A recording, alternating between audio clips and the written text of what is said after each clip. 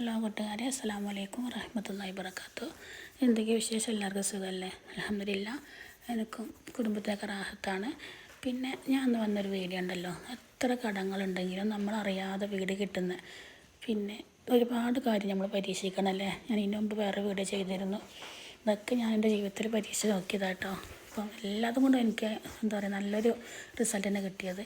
ഒരു 2 ദിക്കറും ഒരു ഖുർആൻ്റെ ഒരു സൂറത്തിൻ്റെ ഫലാട്ടോ ഞാൻ പറയുന്നത്. ഇതാണ് ആ ഇസ്മ കേട്ടോ, അള്ളാഹുവിൻ്റെ അസ്മാഉൽ ഹുസ്നയിൽപ്പെട്ട പിന്നെ ഇസ്മാണ്. യാ അനിയോ യാ മോയിനി യാ അള്ളാഹ്. ഈ ഒരു ഇസ്മില്ലേ, നിങ്ങൾക്ക് എത്രയാണോ കഴിയുന്നത്, പിന്നെ 100 200, ഞാൻ 500 വെച്ച ചെല്ലലിട്ട് പെട്ടെന്ന് 5 മിനിറ്റ് 10 മിനിറ്റ് ഒന്നും വേണ്ട ചെല്ലാൻ. അപ്പോൾ ഈ ഒരു ദിക്ർ എന്നൊക്കെ ഒരുമിച്ച് തന്നെ ചെല്ലുക. യാ അനിയോ യാ അള്ളാഹ് യാ മോയിനി യാ അള്ളാഹ്, യാ അനിയോ യാ അള്ളാഹ് യാ മോയിനി യാ അള്ളാഹ്. അതേപോലെ തന്നെ പറയാം. എന്നിട്ട് പിന്നെ 500 തവണയോ 100 തവണ നിങ്ങൾക്ക് എത്ര കഴിയുന്നത് ഓരോരുത്തർ ഇഷ്ടം പോലെ എത്ര ചെല്ലുക. പക്ഷേ നീയത്ത് പ്രധാനമാണ് കേട്ടോ. അതേപോലെ നിസ്കാരം, 5 വക്ത് നിസ്കാരം ഖളാഹാക്കാതെ നിസ്കരിക്കുക അല്ലേ, അത് എല്ലാവരോടും ഞാൻ പറയുന്നൊരു കാര്യമാണ്. അപ്പോൾ അത് പിന്നെ കറക്റ്റ് ചെയ്യുക കേട്ടോ, കറക്റ്റ് ചെയ്യുക. നിസ്കാരം നമുക്ക് നിർബന്ധമാണല്ലോ അല്ലേ. അതിൻ്റെ കൂടെ നമ്മൾ ഇങ്ങനത്തെ ഓരോ കാര്യങ്ങളൊക്കെ ചെയ്ത് നമുക്ക് എല്ലാ കാര്യങ്ങളും നമുക്ക് എന്താ പറയുക മറികടക്കാൻ കഴിയും. എല്ലാം ഒരു പരീക്ഷയാണ്. കടായാലും വിഷമം പ്രയാസമൊക്കെ റബ്ബിൻ്റെ പരീക്ഷയാണ്. അതിൽ നമ്മൾ വിജയിക്കണം അല്ലേ. ഇതാണ് ഒന്നാമത്തെ കാര്യമാണത്, അസ്മാഉൽ ഹുസ്നയിലെ യാ അനിയോ യാ മോനിന്ന്.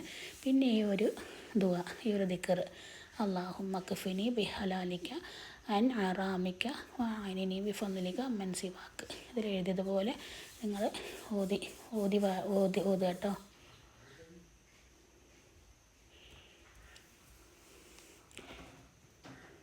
ഈ ഒരു ദിക്റില്ലേ, നിങ്ങൾക്ക് എത്രയാണോ എല്ലാ നിസ്കാരത്തിന് ശേഷം 7 തവണ ഞാൻ ചെല്ലൽ. അപ്പം നിങ്ങൾക്ക് അതുപോലെ നിങ്ങൾ എന്ത് ചെയ്യുക, 7 തവണ പിന്നെ അല്ലെങ്കിൽ 11 തവണ ചെല്ലുക. നമ്മൾ ചെയ്യേണ്ട കാര്യമൊക്കെ നമ്മൾ റബ്ബിന് വേണ്ടി ചെയ്യുക അല്ലേ. നമ്മളൊരു കാര്യം ചെയ്യാതെ തന്നെയല്ലേ നിസ്കാരം ഓത്തും ഇല്ലാത്തവരെ ജീവിച്ച് പോകുന്നില്ലേ. അപ്പോൾ നമ്മൾ കൊടുക്കുമ്പോൾ അതിൻ്റെ ഇരട്ടി റബ്ബ് നമുക്ക് തരും, മടിയില്ലാതെ റബ്ബ് നമുക്ക് തരും. പിന്നെ കുറേയൊക്കെ റബ്ബ് പിടിച്ച് വെക്കുക, അത് നമ്മളെ ക്ഷമ എത്രത്തോളം ഉണ്ട് നോക്കാൻ വേണ്ടിയിട്ടാണ്. അപ്പോൾ നിങ്ങൾ എന്താ ചെയ്യുക, ഈ ഒരു ദിക്ർ, ഈ ഒരു ഇസ്മ, ഈ 2 ഇസ്മ, യാ മോയിനി യാ അനിയോ യാ മോയിനി യാ അള്ളാഹ് എന്ന ഇസ്മ, അല്ലാഹുമ്മ പിന്നെ ക്ഫിനി ബിഹലാലിക അൻ ഹറാമിക വഅനിനി ബിഫദ്ലിക അമ്മൻ സിവാക്ക്. ഈ ഒരു ദിക്ർ നിങ്ങൾ എന്ത് ചെയ്യുക അറിയാം, ചെല്ലി നോക്കിയൊക്കെ ഇൻഷാ അള്ളാഹ് ഒരുപാട് മാറ്റം വരും കടങ്ങളൊക്കെ നമ്മുടെ ജീവിതത്തിൽ. ഇത് നിങ്ങൾ ചെയ്ത് നോക്കുക കേട്ടോ. എന്തിനും എന്താ പറയുക, ആദ്യം ചെയ്യേണ്ടത് നിസ്കാരം ഖളാക്കാതെ നിസ്കരിക്കുക.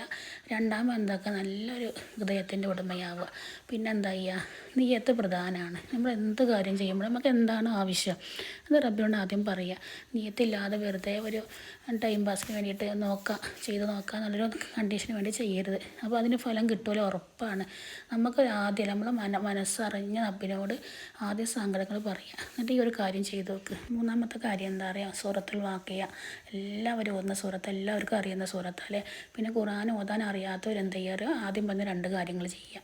പിന്നെ സൂറത്തുൽ വാഖിയത്തുൽ വാഖിയ എന്ന് തുടങ്ങുന്ന സൂറത്തില്ലേ, ആ ഒരു സൂറത്ത് എല്ലാ മഗ്‌രിബിന് ശേഷം, എല്ലാ ദിവസവും മഗ്‌രിബിന് ശേഷം ഇശാ മഗ്‌രിബിന് ഇടയിൽ നിങ്ങൾ ഓതി നോക്കിയൊക്കെ.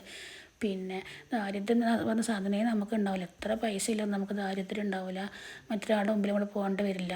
നമ്മുടെ ആവശ്യങ്ങളൊക്കെ റബ്ബ് നടത്തി തരും.